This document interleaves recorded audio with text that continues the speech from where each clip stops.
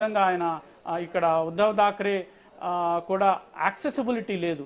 మనకు ఆంధ్రాలో మనం చూస్తే జగన్ యాక్సెసిబుల్గా లేడు అన్న ఒక ప్రధాన అంశం, అన్అప్రోచబుల్ అనే ఒక ప్రధాన అంశం ఎలా పనిచేసిందో ఇక్కడ ఉద్ధవ్ థాక్రే అప్రోచబిలిటీ లేదు, కష్టపడే తత్వం లేదు అనే విషయం మహారాష్ట్ర మరాఠా ప్రజలు అనుకున్నారు. ఇక్కడ ఒక ఇంపార్టెంట్ విషయం ఏంటంటే నార్త్కి సౌత్కి మధ్యలో ఒక వెల్దియెస్ట్ స్టేట్ బీజేపీ ఒక ఫోకస్డ్గా ఉంది.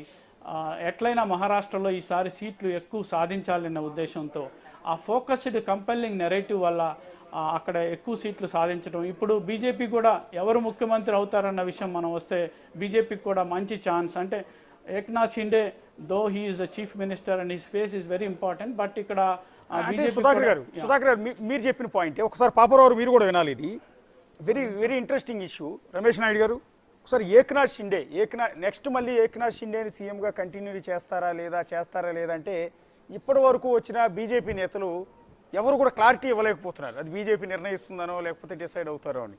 కానీ పీపుల్స్ పల్స్ కానీ ఇంకొన్ని సర్వే సంస్థలు కానీ అన్ని సర్వే సంస్థలు ఎవరు సీఎం అయితే బాగుంటుంది, ఎవరుగా అట్రాక్టివ్ సీఎం పర్సన్ అన్న దాని మీద సర్వే చేస్తే ఏక్నాథ్ షిండేని ఏకంగా 35.8 35.8% యాక్సెప్ట్ చేశారు.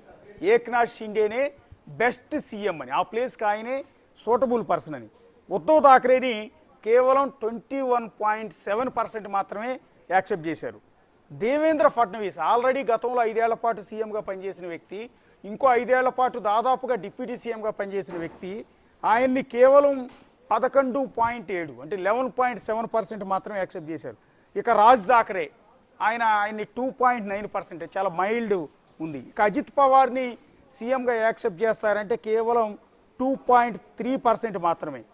జయంత్ పాటిల్ 2.1%, నానా పాటిల్ 1.3%, ప్రకాష్ అంబేద్కర్ 1.3%. వీళ్ళందరి కలిపితే ఈవెన్ ఉద్ధవ్ థాకరేతో పోలిస్తే దేవేంద్ర ఫడ్నవీస్ వీళ్ళందరి వచ్చిన ఓట్ల పర్సంటేజ్ పోలిస్తే ఏక్నాథ్ షిండేని సీఎంగా యాక్సెప్ట్ చేసిన వాళ్ళ పర్సంటేజే ఎక్కువగా ఉంది.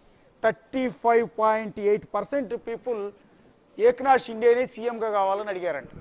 అంటే ఆయనకున్న క్లీన్ చిట్ అనుకోవాలా, ఈ 5 ఏళ్ల పాటు ఎలాంటి వివాదాలు లేకుండా కరప్షన్ లేకుండా పరిపాలించడం, లేకపోతే ఈ పథకాలని మహిళలను ఆకట్టుకునే పథకాలను ఇంప్లిమెంట్ చేయడం కారణం అనుకోవచ్చా పాపరావు?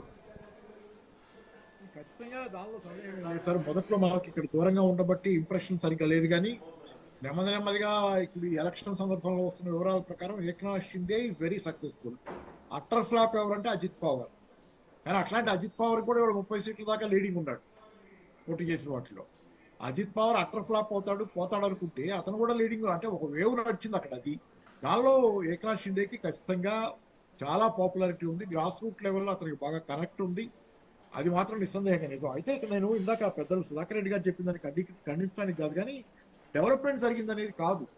ఎందుకంటే మహారాష్ట్రలో డెవలప్మెంట్ జరగల. యాక్చువల్గా మహారాష్ట్రలో పిఎం ఎకనామిక్ అడ్వైజరీ కౌన్సిల్ ప్రకారమే, PM economic advisory council data ప్రకారమే గత 14 సంవత్సరాల్లో జిఎస్డిపి ఆఫ్ మహారాష్ట్ర 2% పడిపోయింది. అసలు అసంతృప్తి ఏంటంటే మహారాష్ట్రలో చాలా మందికి మహారాష్ట్రకు వచ్చే పరిశ్రమలు చాలా ఈ మధ్యకాలంలో గుజరాత్ తరలిపోతున్నాయి అనేది ఇక్కడ చాలా మందికి ఉన్నట్లే చాలా రాష్ట్రాల్లో అక్కడ కూడా అసంతృప్తి ఉంది. ఒక పాయింట్ ఇక్కడ పాపారావు గారు మీరు చెప్పింది దాంట్లో I'm not talking about GSDP growth but developmental projects గురించి మీరు అన్న విషయంలో ఏదైతే ఒక నెరేటివ్ కాంగ్రెస్ కానీ ఎంవీఏ కానీ చేపట్టిన నెరేటివ్ ఏంటంటే మహారాష్ట్రకి అన్యాయం చేసి గుజరాత్కి అన్ని ప్రాజెక్టులు తరలించకపోతున్నారని ఒక నెరేటివ్ని బాగా ప్రచారం చేసింది.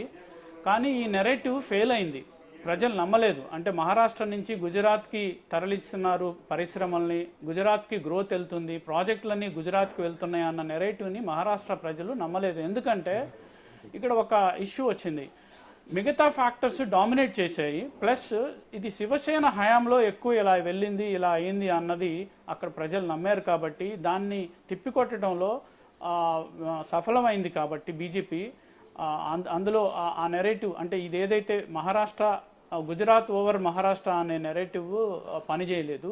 ఇక్కడ ఇంకొక విషయం కాంగ్రెస్ పార్టీకి సంబంధించి స్పెసిఫిక్గా అంటే మనం జార్ఖండ్ ఒక భిన్నమైన ఫలితం చూసాం. బట్ మహారాష్ట్ర కాంగ్రెస్ ఫేస్ నానా పటోల్ అనే వ్యక్తి అందరికీ తెలిసిన, it's not pan Maharashtrian face.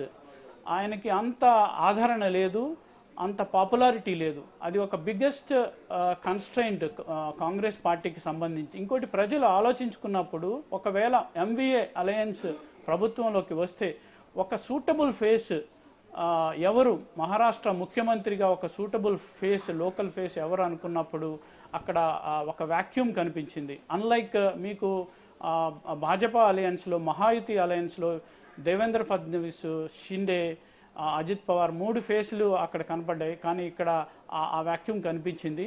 So I'm not saying one factor has led to victory, or there are multiple factors. ఎందుకంటే ఇది ఒక కాంప్లెక్స్ సినారియో.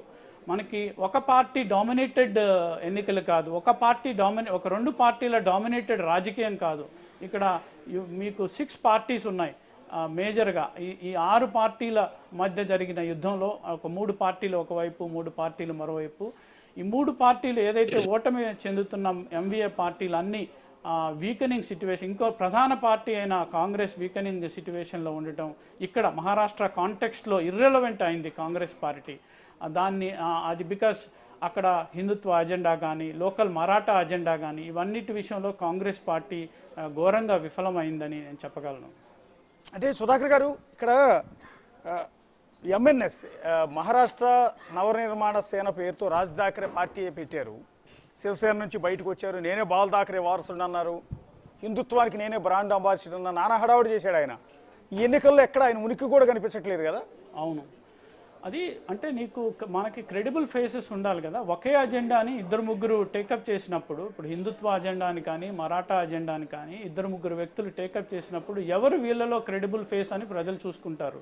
ఇప్పుడు హిందుత్వ అజెండాకి భాజపాని మించిన, భారతీయ జనతా పార్టీని మించిన పార్టీ లేదు. అట్లనే ఇక్కడ మరాఠా అజెండాకు సంబంధించి ఏక్నాథ్ షిండేని ఎక్కువ ఓనప్ చేసుకున్నారు మరాఠా ప్రజలు. ఆ మరాఠా ప్రైడ్ విషయంలో ఏక్నాథ్ షిండేని ఎక్కువ ఓనప్ చేసుకున్నారు. వీళ్ళంతా ఉద్ధవ్ ఠాక్రే కానీ, రాజ్ ఠాక్రే కానీ, మిగతా పవార్స్ కానీ ఫెయిల్ అయ్యారు ఆ విషయంలో. అది స్పష్టంగా మనకి ఎలక్షన్ రిజల్ట్ ద్వారా కనిపిస్తుంది. ఒకసారి ఇప్పటి వరకు ఉన్న ట్రెండ్ చూసి మళ్ళీ ఒకసారి పాపారావు దగ్గరికి వస్తాను, రమేష్ నాయుడు గారి దగ్గరికి వస్తాను. ఒకసారి మహారాష్ట్ర మళ్ళీ ఎన్డీఏ కూటమి పుంజుకుంది.